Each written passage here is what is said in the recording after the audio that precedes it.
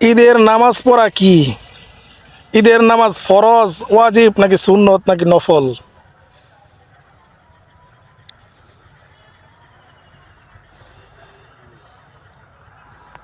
ওয়াজিব। ঈদের দিন রোজা রাখা কি সুন্নত, নফল নাকি ফরজ? ঈদুল ফিতরের দিন রোজা রাখা কি? ঈদুল ফিতরের দিন রোজা রাখা হারাম। জোরে। ঈদুল ফিতরের দিন রোজা রাখা হারাম। আচ্ছা, ঈদুল ফিতরের ঈদের আনন্দ কিভাবে প্রকাশ করব?